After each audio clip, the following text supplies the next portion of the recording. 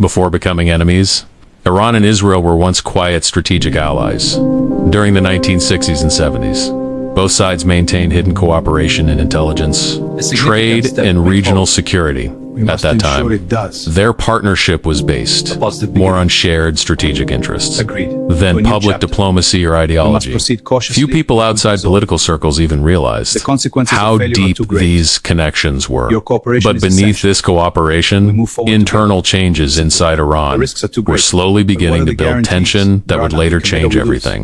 In 1979, Iran was transformed by a massive revolution that reshaped its entire political identity.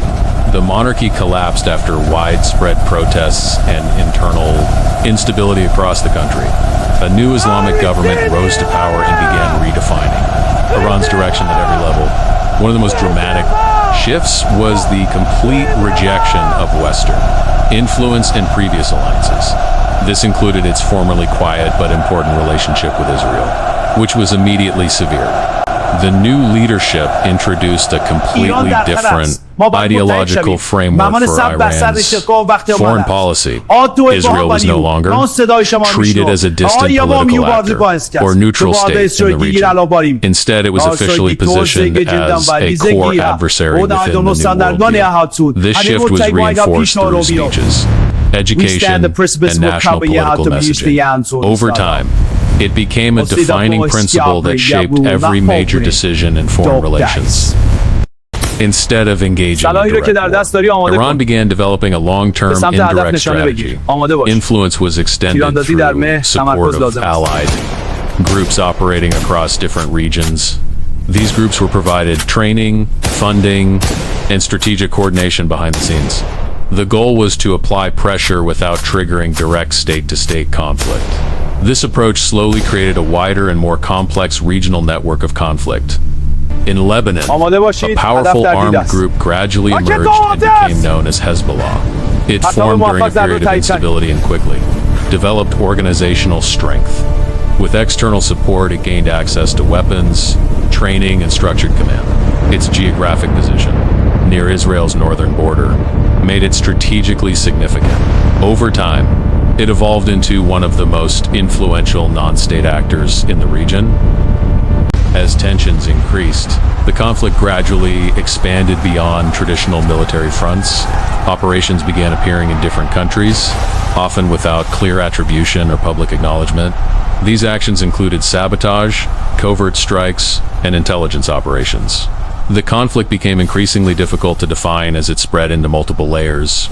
Much of the fighting now happened outside conventional battlefields and public awareness. In response, intelligence operations became a central part of the strategy. Actions were carried out with precision, secrecy, and minimal public visibility. The focus shifted toward disruption rather than open confrontation. Technology and surveillance played an increasingly important role. This created a hidden layer of conflict running parallel to visible tensions. Over time, attention shifted toward nuclear development concerns in the region. This issue quickly became central to international diplomacy and global security discussions. Concerns were raised about the potential military implications of such programs. As a result, diplomatic pressure and economic sanctions began to increase. The situation added a new and more serious dimension to existing tensions.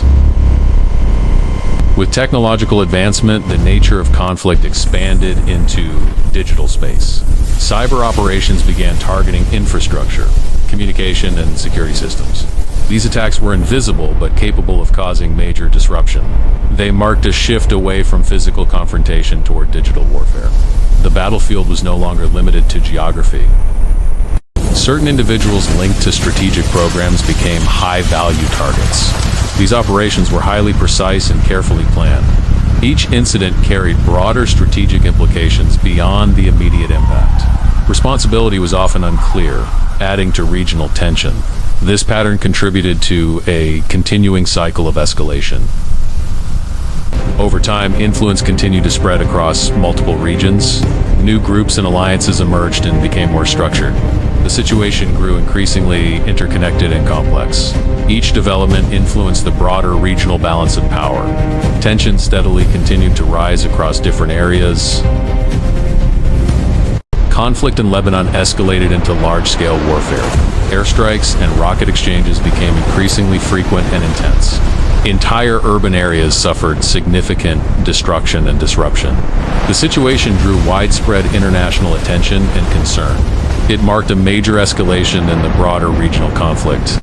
Another region remained a recurring and active flashpoint. Repeated cycles of clashes created ongoing instability and tension. Each escalation deepened long-standing political and military hostility.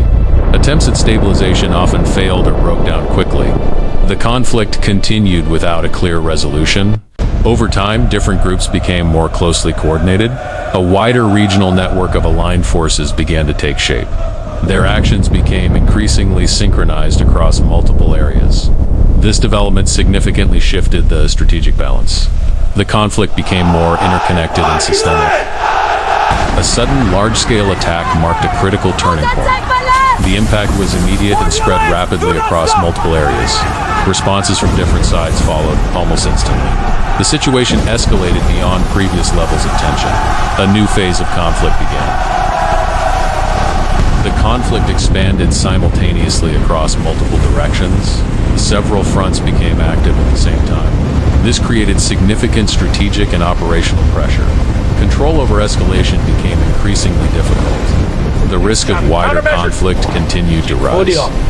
Hold the light. Indirect confrontation gradually shifted into direct engagement. Missiles and drones became visibly active in the skies.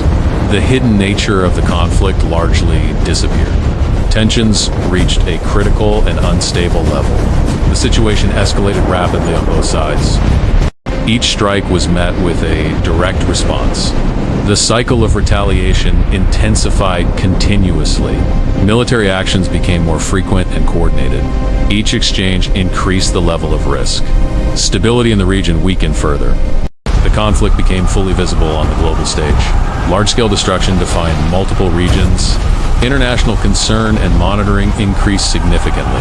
The possibility of broader escalation became more serious. The situation entered a highly dangerous phase.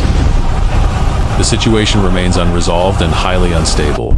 Every action now carries significant global consequences. Tensions continue to persist across multiple dimensions. The world closely monitors every development. The future of the conflict remains uncertain.